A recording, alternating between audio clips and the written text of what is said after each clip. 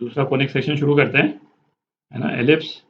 तो conic section की जो डेफिनेशन अभी तक अपन ने देखी थी, है ना, डेफिनेशन क्या थी कि एक ऐसे पॉइंट का लोकस, पॉइंट P बोल देते हैं इसको, है ना, XY, ऐसे पॉइंट का लोकस जो कि एक फिक्स पॉइंट जिसको अपन फोकस बोलते थे, और एक फिक्स लाइन जिसको अपन डायरेक्ट्रिक्स बोलते थे, है ना, इसको K मैं बोल देता हूँ। तो ये पॉइंट इस तरह से मूव करता है ताकि ये जो रेशो है, कौन सा रेशो, PF अपॉन PK, इस पॉइंट का डिस्टेंस, है ना, एक फिक्स पॉइंट फोकस से और एक स्ट्रेट लाइन डायरेक्ट्रिक्स से, ये कांस्टेंट रहे, है ना। यदि ये कांस्टेंट रहता है तो इसका लोकस जो है वो क्या बनाता है, एक कोनिक सेक्शन बनाता है, ठीक। और फिर अपन ने क्या डिस्कस किया था कि डिपेंडिंग ऑन कि E जो है वो 1 से कम है, 1 से ज़्यादा है या 1 के बराबर है, तो अलग अलग कोनिक सेक्शन मिलते हैं।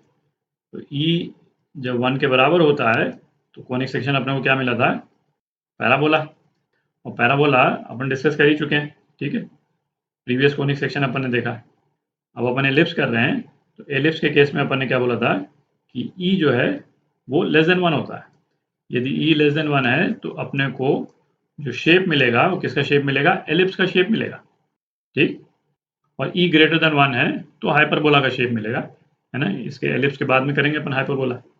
अच्छा, दूसरा अपन ने क्या डिस्कस किया था कि जनरल इक्वेशन कोनिक सेक्शन की ax square plus by square plus 2hxy plus 2gx plus 2fy plus c is equal to 0, है ना, ये होती है।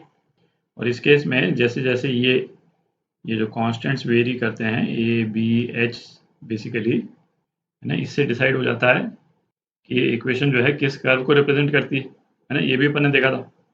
अच्छा, सर्कल के केस में ये वाली टर्म तो होती नहीं, तो हमने क्या बोला कि सर्कल के केस में यदि a जो है वो b के बराबर हो जाए, उससे क्या x स्क्वायर और y स्क्वायर के कोएफिशिएंट सेम हो जाएंगे, है ना, जो सर्कल के केस में होता है। और h जो है 0 हो जाए तो अपने को क्या मिल जाता था, अपने को सर्कल मिल जाता है।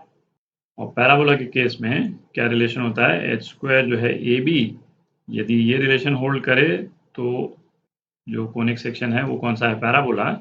और यदि H square less than AB हो, है ना, तो इसका शेप जो है वो क्या बनता है, एलिप्स, है ना। ग्रेटर देन AB हो तो हाइपरबोला, है ना। जो साइन यहाँ रहता है वही साइन यहाँ रहता है ना, जो साइन यहाँ रहता है वही साइन यहाँ रहता है ना। इस तरह से याद कर सकते हैं अपन।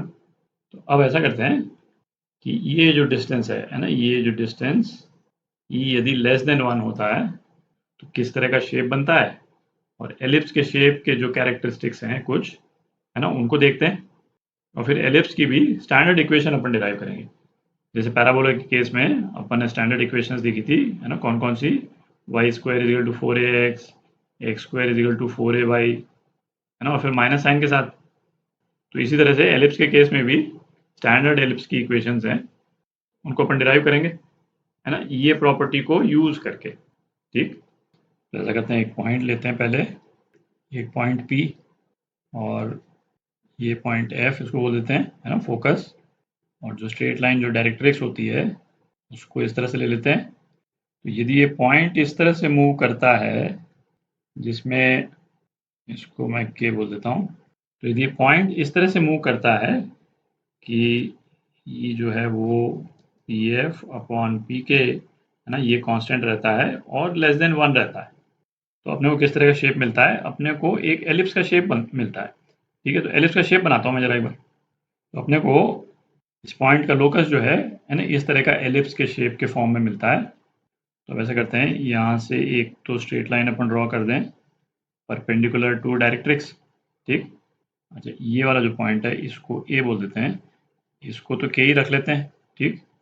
और ये वाला जो पॉइंट है इसको A डैश बोल देते हैं, ठीक। तो अब जब ये पॉइंट इन दोनों पोजीशंस में है ना, इस पे हम कंसंट्रेट करेंगे। तो पहली पोजीशन जब पॉइंट A पे है, ठीक, तो by definition AF upon AK, ये क्या है, ये E के बराबर हो जाएगा, ठीक। तो इसका मतलब AF जो है वो क्या हो गया, EAK के बराबर हो गया। अपन अभी कर क्या रहे हैं, इस वाले शेप में कुछ डिस्टेंसेस अपन कैलकुलेट कर रहे हैं। और ये डिस्टेंस कैलकुलेट करने के लिए मतलब एलिप्स का क्या ओरिएंटेशन होगा वो रेलेवेंट नहीं है।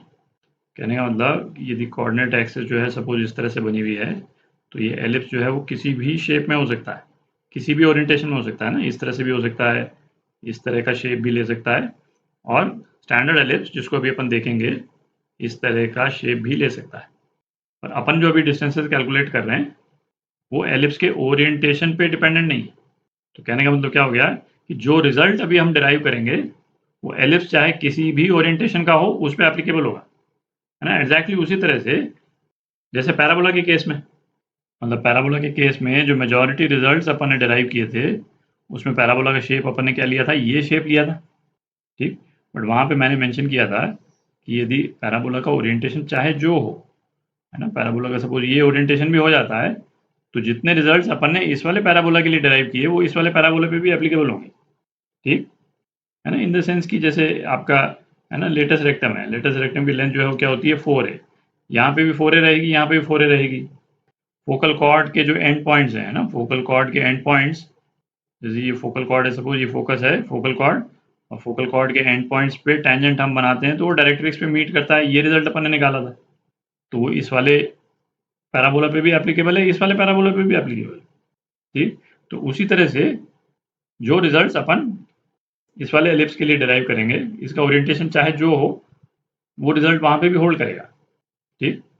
अच्छा, अब यदि ये पॉइंट मूव करके ए की जगह, है ना, ए डैश पे यदि आ जाता है तो हम क्या लिख सकते हैं भाई, ए डैश एफ, है ना, पॉइंट का एफ से डिस्टेंस अपॉन पॉइंट का डायरेक्ट्रिक्स से डिस्टेंस ए डैश के, ये भी ई के बराबर होगा, ठीक। तो इसका मतलब क्या हो गया, ए डैश एफ ये किसके बराबर हो गया, ई ए डैश के। अब अपन ऐसा करें कि ये जो डिस्टेंस है ए डैश का जो डिस्टेंस है इसको यदि अपन 2a ले लें, और इसका एलिप्स का इस वाली लाइन का ये जो मिड पॉइंट है ना, इसको ओ बोल देते हैं, तो ओ ए, है ना, ओ ए जो है वो क्या हो जाएगा, ए के बराबर हो जाएगा, ठीक। तो ये जो दोनों इक्वेशंस हैं इनको यदि अपन ऐड कर देते हैं, है ना, इनको ऐड कर देंगे तो क्या हो जाएगा, A F plus A dash F is equal to E A K plus A dash के, ये हो जाएगा। तो ये क्या हो गया, ए F plus A dash F, ये किसके बराबर, ये तो 2a के बराबर, और ये क्या हो जाएगा, ई ए के। अच्छा, अभी अपन डिराइव क्या कर रहे हैं, अपन ये वाला डिस्टेंस डिराइव कर रहे हैं, ये वाला डिस्टेंस ओके जो है ना, ये ओके ये वाला डिस्टेंस डिराइव कर रहे हैं, एलिप्स के सेंटर से डायरेक्ट्रिक्स का डिस्टेंस, ठीक। तो ये दोनों डिस्टेंसेस इनको ओके के टर्म्स में लिख देते हैं, तो ए के जो है वो क्या हो जाएगा, ओके माइनस ए हो जाएगा, है ना, ओके में से ए हटा दें तो ए क्या आ जाएगा, और ए डैश के क्या हो जाएगा, ओके प्लस ए हो जाएगा, है ना, ओके प्लस ए। तो ये ए माइनस हो गया, कैंसिल आउट हो गया, और अपने पास में क्या आ गया, okay is equal to A upon E. तो एक रिजल्ट तो ये आ गया अपने पास, ठीक। अच्छा, दूसरा इंपॉर्टेंट डिस्टेंस जो अपने को कैलकुलेट करना है वो क्या कैलकुलेट करना है, ये वाला डिस्टेंस ओ एफ। तो ओ एफ, है ना, ओ एफ जो है वो क्या हो जाएगा, ओ एफ हो जाएगा आपका ओ ए माइनस ए एफ, ठीक। तो ओ ए क्या है, ए के बराबर, और ए एफ क्या है, ई ए के बराबर है ना, ये ई ए के बराबर। तो ये क्या हो गया, ए माइनस ई। अच्छा, ए के क्या है, ये पूरा ओके, ठीक, माइनस ए, है ना, ओके माइनस ए, चलिए लिख देते हैं एक बार। तो ये क्या हो गया, ए माइनस ई, ओके ओके अभी अपन ने निकाला, ए अपॉन ई माइनस ए, तो ए कैंसिल हो गया, अपने पास में क्या रह गया, ए ई रह गया। मैं यहाँ पे ले देता हूँ ओ एफ, ये क्या हो गया, ये ए ई के बराबर आ गया, है ना। ये दूसरा इंपॉर्टेंट रिजल्ट है, ठीक। थोड़ी जगह बनाते हैं, तो अब इन डिस्टेंसेस को यूज़ करके, है ना, आप बाकी सारे डिस्टेंसेस निकाल ही सकते हैं, है ना। जैसे अब इसमें हो गया ए एफ ये क्या हो जाएगा, ए माइनस ए ई, है ना, ओ ए minus O F, A minus A ई। यदि आपको ए के निकालना है तो ए के क्या हो जाएगा, ओ के माइनस ओ ए, ये क्या हो गया, ए अपॉन ई माइनस ए, ये ए के हो गया। मेन यही दो हैं, है ना, इसको यूज़ करके आप बाकी डिस्टेंसेस तो निकाल ही सकते हैं। तो ये जो रिजल्ट्स अपन ने डिराइव किए, इसको यूज़ करके अब अपन एलिप्स की स्टैंडर्ड इक्वेशन निकालते हैं। थोड़ी जगह बना लेते हैं। तो अब अपन क्या निकाल रहे हैं, स्टैंडर्ड इक्वेशन ऑफ एलिप्स। तो स्टैंडर्ड इक्वेशन निकालने के लिए अब हम क्या करेंगे कि ये जो एक्सिस है ना, जिसके अबाउट एलिप्स जो है सिमेट्रिकल है, इसको अपन क्या मानेंगे, इसको अपन एक्स एक्सिस मानेंगे, ठीक।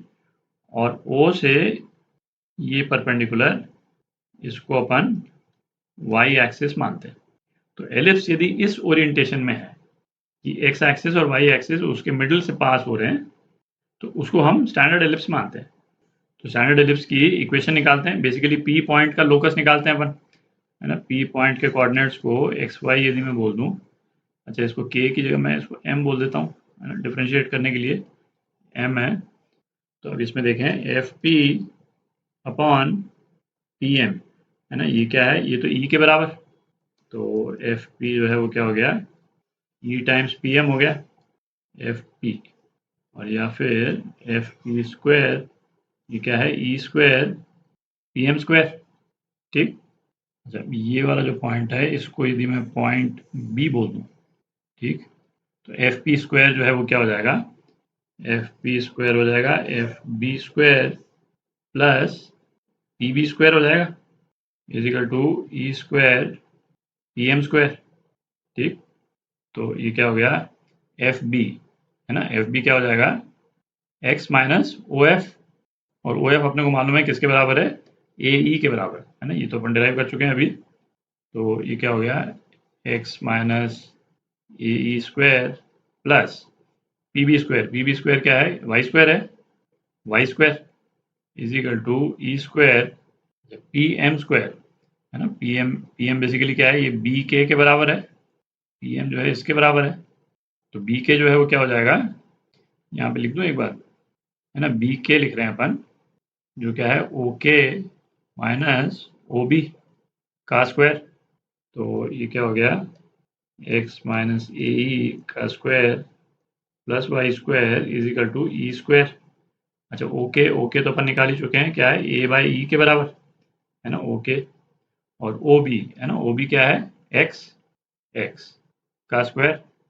तो इसको यदि अपन सिंप्लीफाई कर लें इस इक्वेशन को, तो अपने पास में क्या इक्वेशन आ जाती है, X square upon A square plus Y square upon A square 1 minus E square is equal to 1। ये जो इक्वेशन आई है अपने पास में, ये एक स्टैंडर्ड एलिप्स की इक्वेशन है, ठीक।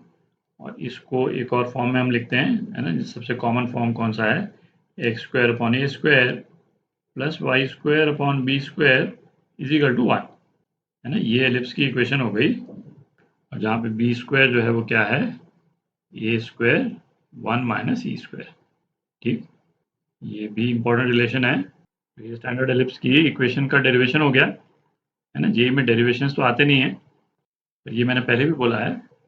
और ये इक्वेशन आई कैसे, है ना, ये आपको जरूर मालूम होना चाहिए, है ना, किस तरह से अपन इस बेसिक डेफिनेशन को लेकर के चले, और फिर उसके बाद में इस पॉइंट का अपन ने लोकस निकाला, है ना, ये एस्पेक्ट आपको मालूम होने चाहिए, है ना, आपका अप्रिसिएशन बेटर होता है। तो अगले वीडियो में, है ना, जो स्टैंडर्ड एलिप्स की जो इक्वेशन है ना, उससे रिलेटेड कुछ और रिजल्ट्स देखेंगे।